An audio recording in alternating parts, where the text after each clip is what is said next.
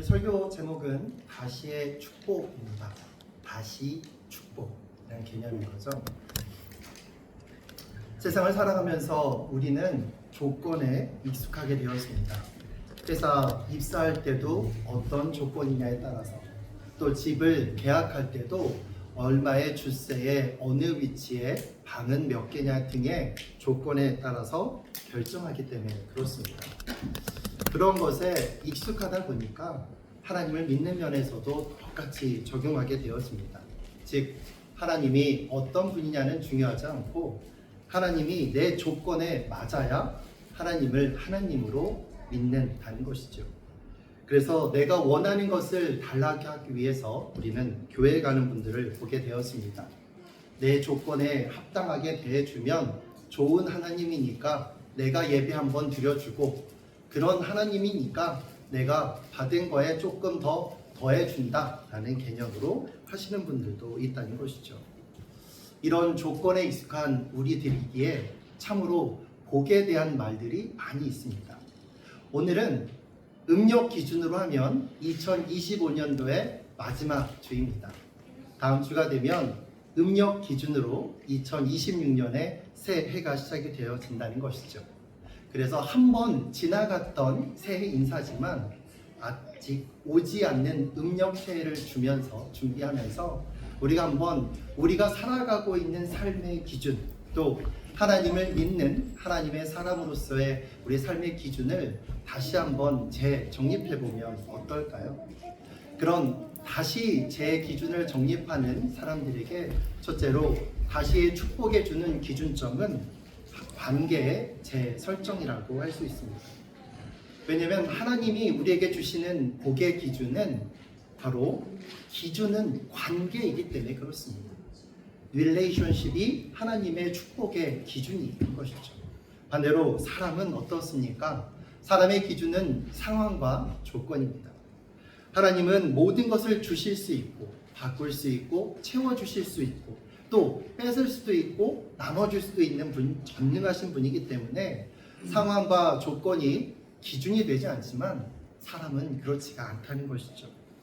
그래서 우리 하나님은 사람들에게 상황과 조건이 그것을 기준으로 요구하지 않으십니다. 오직 관계, 서로가 서로를 신뢰할 수 있는 관계, 그 신뢰의 관계를 한 단계 더 넘는 사랑의 관계를 우리에게 요청하신다는 것이죠. 그리고 그 관계 위에 우리는 언약을 맺게 되어집니다. 성경에서 가장 첫 번째로 나오는 언약을 이야기하면 많은 분들이 신명기 28장에 나와 있는 축복과 저주에 나오는 그 관계를 이야기하게 되어집니다. 그러나 사실은 창세기 2장에서도 아담과 하와를 창조하시면서 그들에게도 분명한 사랑의 관계에 따른 언약을 맺으셨다는 것이죠. 그리고 다시 한번 그 언약이 깨졌을 때 오늘 우리가 읽었던 창세기 9장 바로 이 본문에서 하나님은 노아에게 그 관계의 설정에 의한 복을 다시 이야기하게 되어집니다. 인류의 모든 역사 속에서도 마찬가지였습니다. 하나님은 사랑을 기반으로 해서 사람들과 언약을 맺으십니다. 문제는 사람이 그 사랑의 언약 관계를 깨어버린다는 것이죠. 조건과 환경이 부족해서 내 뜻에 맞지 않다 보니 하나님 거는 다 잊어버리고 깨어버린다는 것입니다.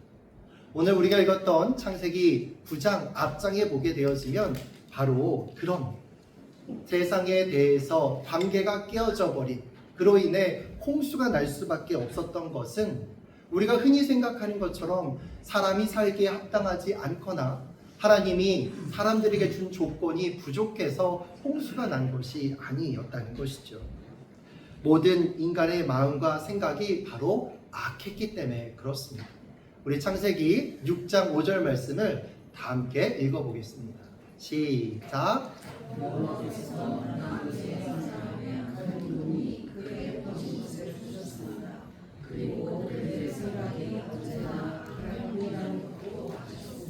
아멘.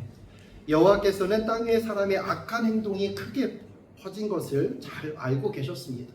그래도 참고 또 돌아오기를 기다리고 있었던 것이죠. 하지만 그들의 악한 행동이 크게 퍼진 것을 기다려도 보게 될 수밖에 없었다는 것이죠. 문제는 악한 행동만 아니라 그들의 생각조차도 악한 뿐이었다는 것을 보게 되었습니다. 물론 우리가 악하다고 생각하면 살인, 강도 그런 것 같은 나쁜 행동만을 생각할 때가 있습니다. 그렇지만 그 모든 행동의 근간이 되는 것, 바로 사랑과 사람뿐만 아니라 사랑과 하나님의 그 관계에서도 그들은 악했다는 것이죠. 사람이 사람에게 살인, 강도, 방화하는 것은 그럴 수 있는데 그럼 어떻게 사람이 하나님께 악할 수 있었던 것이었을까요?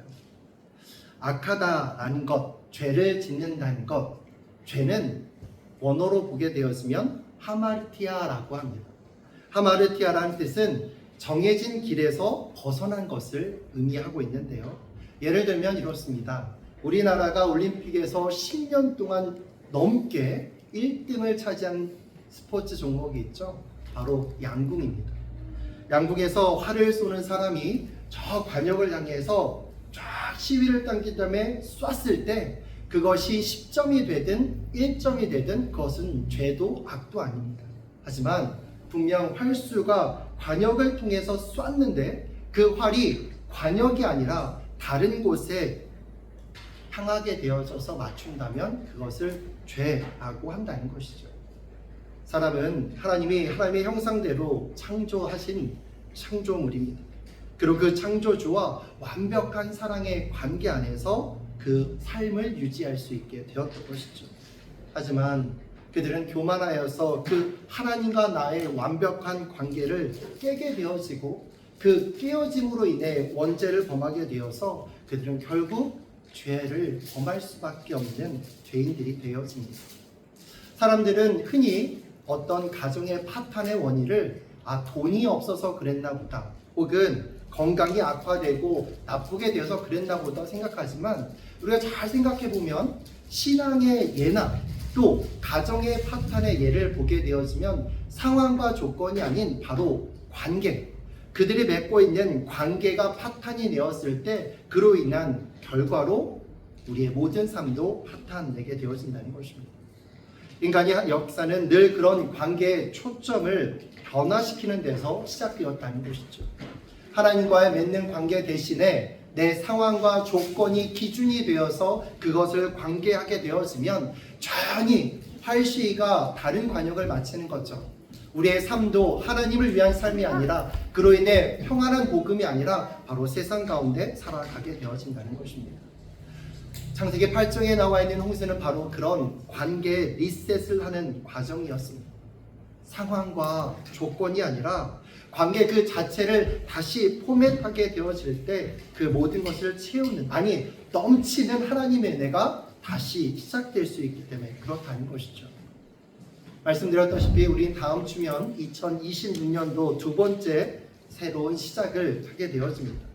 우린 새로운 시작을 하게 되어질 때 그 어느 민족보다도 그 어느 나라 사람들보다도 서로에게 축복의 말을 나누고 받아주곤 합니다. 다만 우리가 믿는 사람이니까 오늘만큼은 세상의 기준 말고 흔히 하는 말 말고 어느 광고의 CF의 멘트처럼 부자 되세요 혹은 대박 나세요라는 말보다는 이렇게 바꿔보면 어떨까요? God bless you 혹은 God loves you. 말로만 하면 너무 쉽게 잊혀지니까요. 우리 몸을 써서 한번 해보도록 하겠습니다. 만국공통어 쫙 이렇게 보시고 저 보지 마시고 옆에 사람에게 사랑의 눈으로 God loves you. God bless you.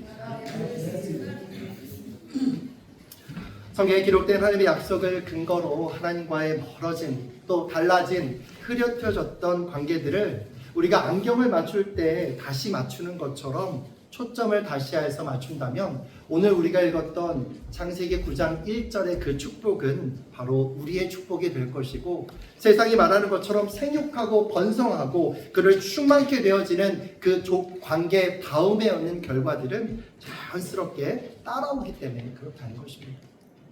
둘째로 다시의 축복의 중간점은 바로 그렇기 때문에 하나님이 주시는 두려움이 없는 재계약입니다. 우리가 노아의 입장에서 한번 생각해 봤으면 좋겠습니다.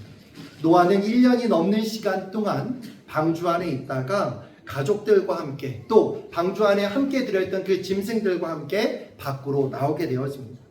그들이 처음 나오자마자 보게 된 것은 어떤 세상이었을 거라고 생각하십니까? 꿈과 환상과 또 구원의 기쁨으로 넘치는 즐거움으로 가득한 세상이라고 저도 생각했었습니다. 그러나 현실을 보시면 동일본 쓰나미 현장을 생각하시면 다 맞습니다. 세상의 모든 것들이 철저하게 물로 파괴된 곳, 그로 인해 아무것도 없는 폐허가 바로 내 눈앞에 펼쳐져 있는 것입니다. 살 집도, 내가 당장 먹을 음식도 없는 정말 말 그대로의 쓰나미가 지나간 그 처참한 곳. 그러나 그곳에는 상상할 수 없던 그곳에선 풀에 조금 난 잎사귀들만이 있었던 것이었죠. 여러분, 그때 노아와 그 가족들이 경험하고 그런 현실을 보면서 그들은 무엇을 느꼈을까요? 와, 구원받았으니까 좋다. 와, 나는 살았다라는 기쁨이었을까요? 아니요, 그것도 있었겠죠. 하지만 잠시 지나고 그들이 현실을 통해 생각했었던 가장 첫 번째는 무엇이었겠습니까? 바로 어떻게 살지? 뭐 먹고 살지? 어디서 살지? 어떤 것부터 해야 되지? 라는 그 막막한 두려움, 막막한 무서움들이 그들의 삶 속에 있지 않았을까요? 그들은 그 두려움 앞에서 어찌해야 될 바를 몰랐을 것입니다. 바로 그때 하나님은 그들에게 말씀하셨습니다. 오늘 본문 말씀이었죠. 우리 본문 말씀 한번 같이 읽어볼까요? 9장 1절 말씀 시작. 하나님께서 노아와 그가 그들에게 동물을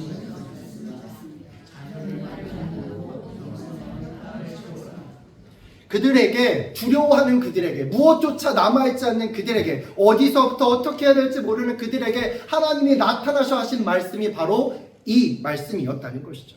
그 말씀을 한 번만 알려줘도 노아가 불안해서 잘 못 믿을 것 같으니까 8절부터 11절에 또다시 이야기해주고 있습니다. 하나님께서 노아와 그 아들들에게 말씀하십니다. 이제 내가 너희와 너희 뒤를 이을 너희의 자손과 너희 배에서 나와서 너희와 함께 사는 모든 생물 곧 새와 가축과 들짐승과 땅 위의 모든 생물들과 너희에게 언약을 세우리니 다시는 홍수로 모든 생물들을 멸망시키지 않을 것이며 홍수로 땅을 멸망시키는 일은 없을 것이다.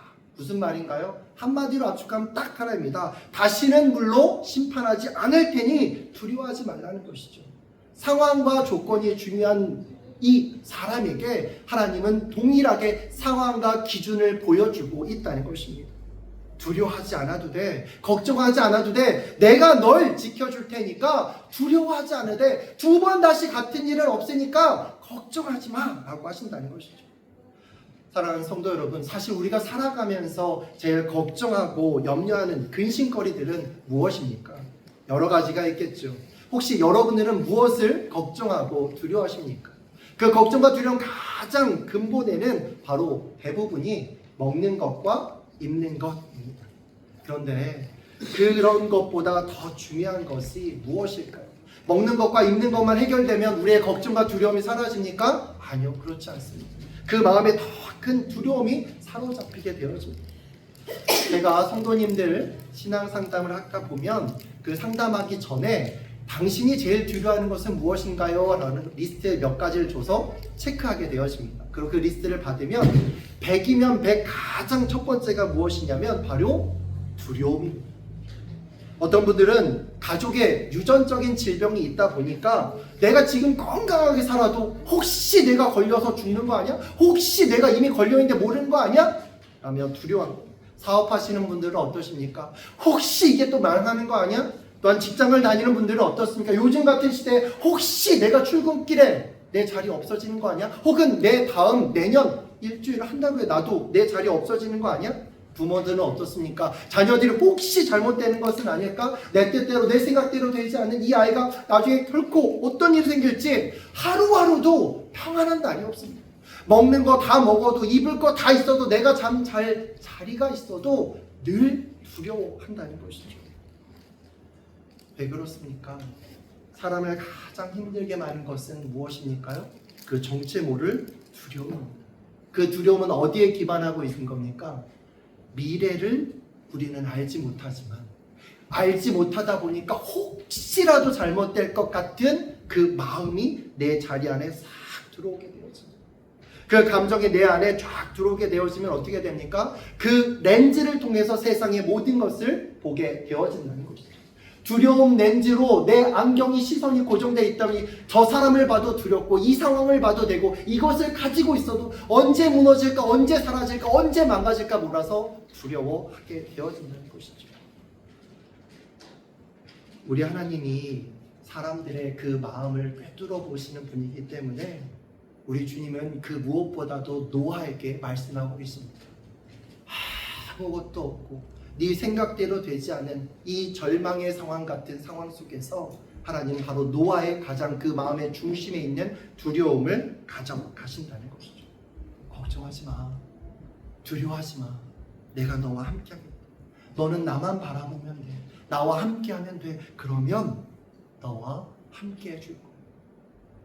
11절 말씀은 그런 하나님의 마음을 노아에게 전립해 주고 있다는 것이죠. 현실에는 아무것도 없는 폐허와 같은 풀 몇 포기만 있는 언덕과 같은 그곳이지만 이 말씀을 너가 믿는다면 너와 나의 관계가 다시금 하나님과 나와의 언약의 관계를 중심으로 보게 되어진다면 넌 두려워하지 않아도 되어진다는 것이죠. 여러분 오해하시면 안 되는 게 구약만 이러지 않아요. 신약에서도 똑같이 예수님이 요한복음 14장 27절에 이렇게 말씀하십니다. 걱정하지 않아도 돼. 두려워하지 않아도 돼. 나를 믿고 따라오면 돼. 우리 함께 읽어보도록 할까요? 시작.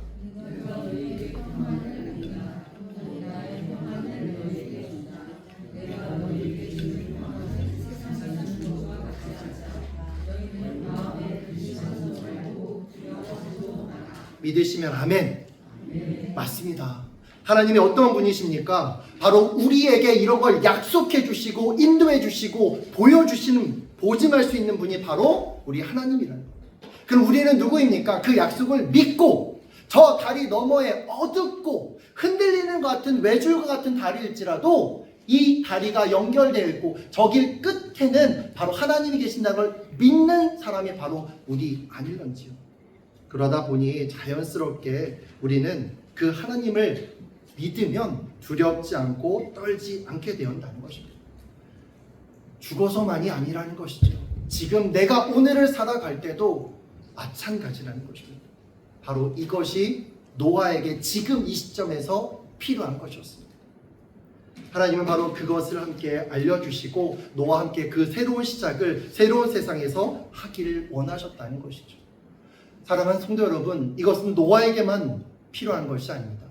오늘을 사는 우리에게 음력 2025년 마지막 주를 살며 음력 26년 새해를 준비한 우리도 동일하게 필요하다는 것이죠. 혹시 여러분도 두렵지 않으신지요? 저마다 개인적인 이유로 혹여나 내 자녀가 잘못될까, 혹여나 내 사업이, 혹여나 내 모든 일들이 그 사소하고 작은 두려움들은 누구에게나 있을 것입니다. 그 두렵고 답답한, 그 어찌할 해결할 수 없는 그 모든 것들을 내 상황에 놓고 난다면 우린 두려워서 살아갈 수도 없다는 것이죠. 하지만 믿음은 무엇입니까? 바로 그런 하나님을 믿고 오늘을 살아가는 것입니다. 뭔가 다른 것을 믿어서가 아니라 바로 하나님을 믿기 때문에, 신뢰하기 때문에 우리가 오늘을 불안한 상황, 현실적으로 손에 잡히는 게 없고 눈에 보이지 않을지라도 담대하게 믿음으로 살아갈 수 있는 것은 바로 저 언약의 하나님의 말씀이 있기 때문이라는 것이죠. 그래서 믿음의 반대말은 불신이 아닙니다. 믿음의 반대말은 두려움인 것입니다. 내가 믿음을 갖고 있는지 그럼 어떻게 알고 됩니까? 바로 내가 안심하는지 안 하는지를 알면 되게 되었습니다.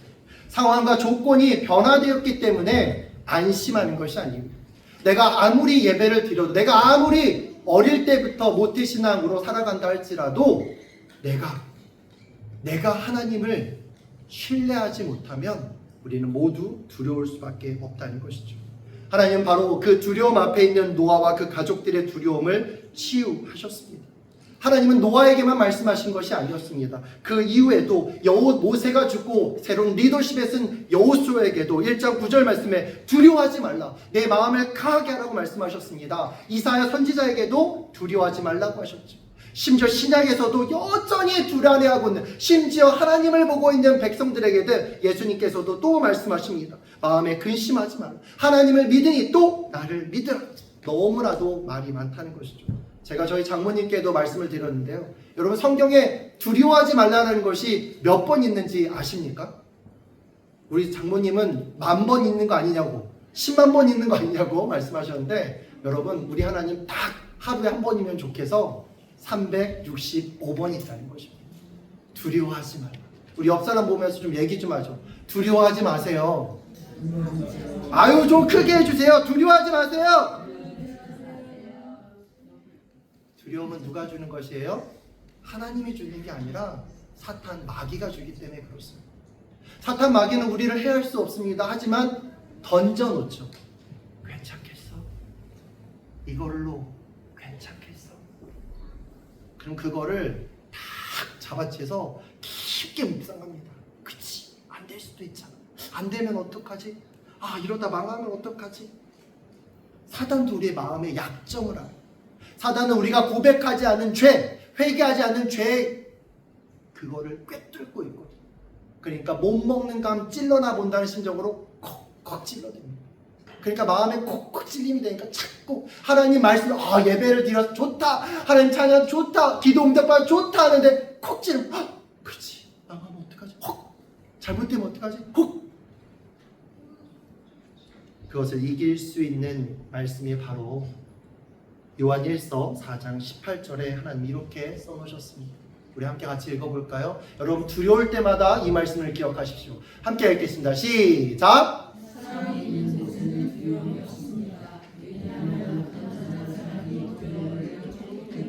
믿으시면 아멘.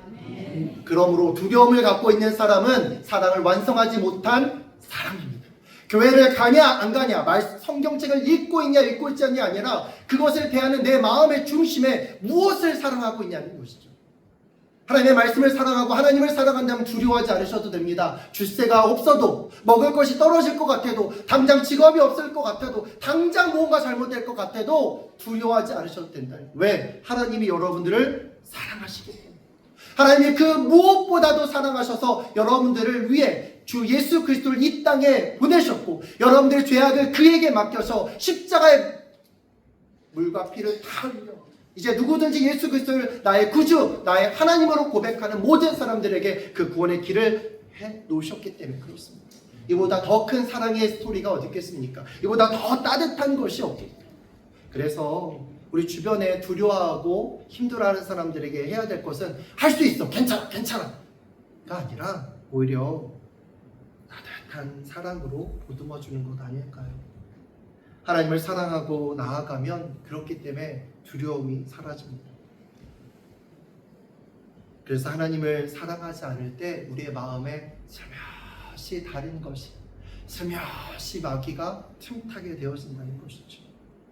그래서 우리가 삶 속에서 예배해야 되는 것, 우리가 삶 속에서 말씀을 읽어야 되는 것, 우리가 삶 속에서 믿음으로 주를 찬양하며 살아가야 된다는 것, 그것은 남을 위한 것이 아니라 바로 나의 두려움을 사단이 들어와서 침범하지 않기 위한 나의 영적인 자기 면역력이라고 할 수 있다는 것이죠.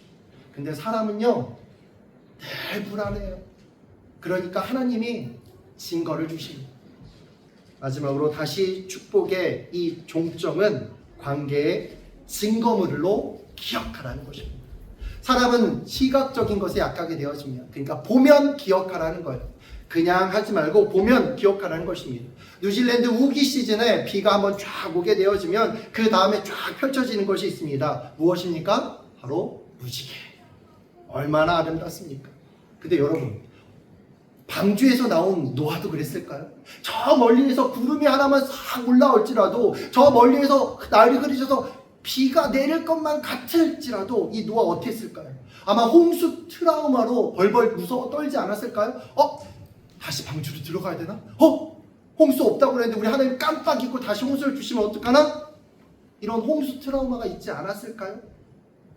그래서 하나님은 친절하게 알려주십니다. 바로 무지개를 통해서 보여주신다는 것이죠.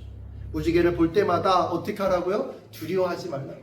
하나님께서 말씀하셨습니다. 내가 너희와 함께 사는 모든 생물과 너희 사이에 대대로 세울 언약의 표는 이러하다. 내가 구름 사이에 내 무지개를 두었으니 그것이 나와 땅 사이의 언약의 표약이다.